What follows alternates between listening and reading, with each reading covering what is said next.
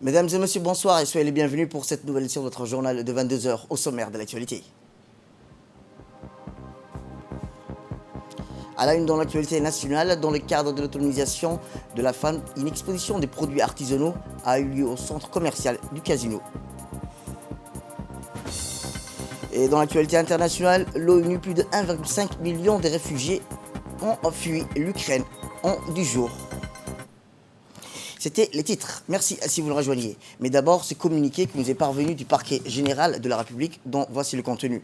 Un rapport définitif de la mission d'audit de l'inspection générale de l'État sur la situation des dépenses publiques du 31 décembre 2021 a été transmis au parquet général du 1er mars. Ce rapport établit que le ministère du Budget a dilapidé les dernières publiques mises à disposition pour couvrir les dépenses de l'État en mobilisant des sommes importantes pour des prestations non prioritaires et futiles qui semblent être fictifs majoritairement. Ces rapports ont mis en évidence des dépassements budgétaires importants du ministère du Budget par rapport aux crédits votés dans la loi de finances rectificative de l'année 2021. Dans la catégorie des dépenses utilisation des biens de service, plusieurs milliards de dépenses ont été engagées et mandatées. Des commandes récurrentes et injustifiées auprès des mêmes fournisseurs pour des travaux de rénovation des mêmes bâtiments du ministère du Budget ou l'acquisition des matériaux de construction, des mobiliers et des matériels informatiques et autres biens de consommation courante pour le compte du même ministère du Budget pour des montants exorbitants de plusieurs milliards de francs djibout. Une enquête a été aussitôt ouverte par Madame la procureure de la République qui a saisi le 2 mars la section de recherche de la gendarmerie. L'arrestation de M. Farah Mohamed Ousmane, sous-directeur des matériels au ministère du Budget, et de M. Sahel Sirid Awale, directeur de la trésorerie générale, a été suivie par celle de plusieurs commerçants de la place et d'autres personnes ayant été relevées par les investigations. L'enquête a confirmé l'existence d'une concertation frauduleuse entre certains commerçants et des responsables du ministère du Budget pour détournement de plusieurs milliards de francs du Trésor national. Les deux responsables du ministère du Budget arrêtés ont mis directement en cause l'ancien ministre du Budget, Abdelkarim Adencher, comme étant le principal investigateur de ce système frauduleux. M. Abdelkarim Adencher, ex-ministre du Budget, a donc été arrêté et placé en garde à vue pour les besoins de l'enquête. Par ailleurs, plusieurs commerçants ont reconnu les faits qui leur sont reprochés et ont d'ores et déjà remboursé les montants indûment perçus. Plusieurs centaines de millions de francs djibout ont déjà été récupérés. De nombreux biens immobiliers et des véhicules acquis frauduleusement saisis. Les nombreuses investigations restent à réaliser au terme de l'enquête. Toutes les personnes impliquées seront déférées devant le parquet, ont été déférées devant le parquet pour que des instructions judiciaires soient ouvertes conformément à la loi. Autre actualité dans ce 22 heures, je vous le dis dans le titre, le ministère du Commerce, en étroite collaboration avec l'UNFD et les établissements Koubèche, ont organisé une expo-vente qui a eu lieu au Casino d'Aramous. Initiative opportune qui s'inscrit dans le cadre de la promotion de la cause des femmes et ce qu'il faut préciser à travers l'artisanat. Un fonds de commerce pour les mères subvenant aux besoins des familles. Les chevronnés de l'artisanat national ne manquent jamais l'occasion de participer à toutes les foires, expositions ou forums où l'étalage de leurs produits artisanaux variant, alternant entre broderie, tannerie, vannerie et ou poterie, attirant ainsi une clientèle tous azimuts. L'artisanat local contribue à l'embellissement et à la valorisation des tenues et accessoires folkloriques. Valorisons nos savoir-faire locaux, tel était le thème de la semaine commerciale de l'artisanat des coopératifs des femmes du milieu rural qui a débuté lundi au Boandibo. L'événement consistait à promouvoir le savoir-faire des femmes artisanales de notre pays, plus particulièrement pour cette occasion, celle du milieu rural. Il s'agit d'ici d'un événement organisé en étroite collaboration par Koubèche, en partenariat avec le ministère du Commerce et l'UNFD. Une exposition qui a permis de mettre en valeur et promouvoir l'artisanat qui a bénéficié d'un appui financier technique de l'Union européenne et du PNUD. Eh bien, comme je vous le disais, valorisons nos savoir-faire locaux. Tel est le thème de la semaine commerciale d'artisanat et coopératif des femmes rurales qui a débuté aujourd'hui au Bois d'Imoul. Vous le savez tous, Koubèche, c'est un des acteurs majeurs économiques de ce pays. Et donc, on s'est toujours attelé à promouvoir ces producteurs, que ce soit dans le domaine de l'artisanat ou plus généralement dans le domaine de l'agriculture. C'est un petit peu dans l'ADN de l'entreprise de promouvoir tous ces petits producteurs et de les aider et de les accompagner. C'est donc dans ce contexte que cette foire a été organisée pour promouvoir l'artisanat aujourd'hui. représentés par toutes les régions. Nous avons toutes les régions de Djibouti présentes aujourd'hui, Djibouti et toutes les autres régions notamment. Donc c'est vraiment aujourd'hui pour promouvoir l'artisanat. Dans quel sens? Dans le sens où on offre une vitrine à ces artisans qui bénéficient justement de la force de passage du supermarché Casino et de faire aujourd'hui le lien entre les clients qui sont très friands de ces produits-là, qui cherchent à avoir accès à ces produits-là, et ces artisans qui cherchent un endroit pour les exposer, justement une vitrine pour eux, pour pouvoir justement promouvoir leurs articles et leurs compétences.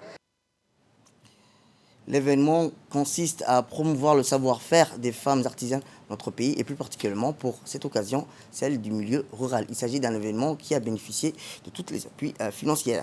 Écoutons le directeur de l'artisanat. C'était pas la première fois que nous faisons ce genre d'exposition. C'est la énième fois, comme l'a dit le directeur qui est ici présent. C'était en fait pour montrer le savoir-faire djiboutien aux Djiboutiens et aux étrangers qui sont à Djibouti. Et nous appelons aussi les Djiboutiens et les Djiboutiennes à venir voir cette exposition. Nous avons 12 associations qui sont représentées. J'espère que ce sera une réussite et je célèbre l'ouverture de cette exposition artisanale. Éducation sportive cette fois-ci, ou dans le cadre du championnat scolaire de l'enseignement moyen et secondaire, le service des sports, de la culture du ministère de l'Éducation nationale et de la formation professionnelle a organisé le samedi dernier une cérémonie de clôture officielle de la saison sportive 2021-2022. Le directeur général de l'enseignement, M. Abdelderra, a parrainé officiellement la saison sportive dans la salle gymnastique du lycée d'État de Djibouti. De nombreuses personnalités, dont le chef des services des sports, les inspecteurs de PS, ont pris part à l'événement où de nombreux chefs d'établissements scolaires, eux aussi, les responsables des équipes de foot, les commissions du sport scolaire ainsi que des enseignants d'EPS étaient également au premier loge. L'événement fut riche en couleurs avec des animations culturelles qui ont donné la saison sportive qui s'est ouverte par un match de gala handisport entre deux équipes féminines. La journée a démarré par une finale au volley entre les équipes féminines de handball du collège de Fukuzawa, de Gabod, respectivement championne et vice-championne de la saison dernière. Encore une fois, la victoire est revenue aux filles du collège de Gabod.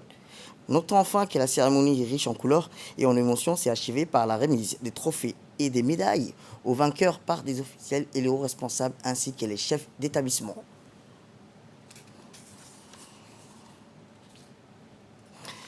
Notre équipe sur place a pu recueillir quelques réactions. Aujourd'hui, c'est une journée exceptionnelle puisque nous assistons aujourd'hui à la fin de clôture du championnat national et scolaire où les deux activités sont au programme, à savoir le handball et le basket, comme vous voyez ici devant vous. Nous avons assisté à des finales vraiment très intéressantes puisque aujourd'hui la tendance a un peu tourné puisque au niveau des garçons, comme généralement c'est le collège de Belance qui avait l'habitude de remporter les championnats, mais malheureusement aujourd'hui le collège de Belance a perdu devant une excellente équipe du CDF. C'était un match vraiment très engagé. En ce qui concerne chez les filles juniors, on avait l'habitude aussi de voir des rencontres vraiment très intéressantes puisque à chaque fois c'était le lycée qui gagnait. Mais malheureusement aujourd'hui, pour vous dire que le sport scolaire, le service du sport scolaire c'est tellement engagé, et nous avons vu aujourd'hui pour la première fois l'équipe de Balbala, donc l'équipe du lycée Ahmed Farah Ali, qui vient de remporter le championnat national au niveau des filles. Vraiment c'est une journée magnifique et ce n'est pas à oublier. De là, nous passons aux actualités faits divers où, dans le cadre de la lutte contre les produits stupéfiants, le groupement judiciaire intensifie ses opérations de surveillance dans les différents secteurs sensibles de la capitale.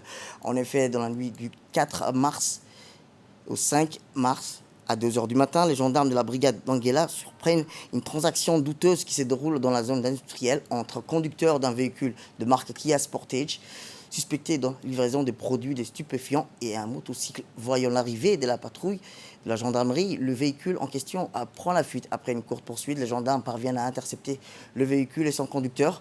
À la foulée, les enquêteurs procèdent à la perquisition de la voiture et découvrent la présence d'une bonne quantité de produits de stupéfiants pesant environ 2 kilos, dont la valeur marchande est 200 000 francs, et une somme d'argent de 75 000 francs. Au cours d'une perquisition effectuée dans son domicile, les gendarmes ont aussi saisi la motocyclette servant à sa mobilité avec la drogue. Il a noté que la personne mise en cause faisait déjà l'objet d'un avis de recherche et il est connu habituellement dans la livraison des produits stupéfiants d'un endroit à un autre à l'aide de son véhicule ou d'un motocyclette. Compte tenu de la gravité des faits, l'auteur des faits sera prochainement traduit devant la justice pour répondre de ses actes. Et dans la page nécrologie, pour clore l'actualité nationale, c'est avec une grande tristesse que nous avons appris le décès de Daoud Dabarfoud, né en 1937 à Ali Sebieh. Le défunt était un ancien combattant membre de la française. Il s'est reconverti dans les activités de bus. Il laisse derrière lui un veuve, 11 enfants, 51 petits-enfants. Suite au décès de feu Daoud Dabarfoud, le préfet de la région d'Ali Sebieh, Moussa El-Migueli, adresse un message de condoléances les plus attristés aux membres de la famille et aux proches. Quel est le Tout-Puissant, l'accueil de notre part d'éternel. Et je vous dis dans le titre, le nombre de personnes fuyant le conflit en Ukraine a dépassé la barre de 1,5 million, constituant la crise des réfugiés la plus rapide en Europe depuis la Seconde Guerre mondiale, a alerté l'ONU. Dimanche, plus d'1,5 million de réfugiés venant d'Ukraine ont traversé vers les pays voisins en 10 jours. Il s'agit de la crise des réfugiés qui connaît la croissance la plus rapide en Europe depuis la Seconde Guerre mondiale. Le commissariat aux réfugiés Filippo Grandi, le commissariat de l'ONU pour les réfugiés, faisait état de samedi près de 1,37 million de réfugiés. Les autorités de l'ONU s'attendent à ce que le flot s'intensifie encore. Selon l'ONU, ce sont plus de 4 millions de personnes qui pourraient vouloir quitter le pays. Et toujours dans l'actualité internationale, la barre des 6 millions de victimes dues au Covid-19 devrait être franchie aujourd'hui. C'est ce qu'a indiqué le dernier rapport de l'université américaine Johns Hopkins, rappelant que la pandémie continue de toucher la population mondiale malgré la reprise des voyages, la réouverture des bureaux et l'annonce dans certains pays du retrait des masques. L'Afrique du Sud figure parmi les pays les plus durement touchés avec près de 100 000 victimes. De nombreuses familles ont été endeuillées par la pandémie partout dans le monde. Et dans l'actualité sportive, Eliud Kipchoge a remporté dimanche le marathon de Tokyo au Japon avec un chrono de 2 heures, 2 minutes et 40 secondes. Le Kenya n'est cependant pas parvenu à battre son propre record, plus de 2 heures, 1 minute et 39 secondes, établi à Berlin en 2018. Il est aussi détenteur d'un record officiel sous la barre mythique de 2 heures en 1 heure, 59 minutes et 41 secondes obtenu à Vienne en 2019 lors d'un événement privé.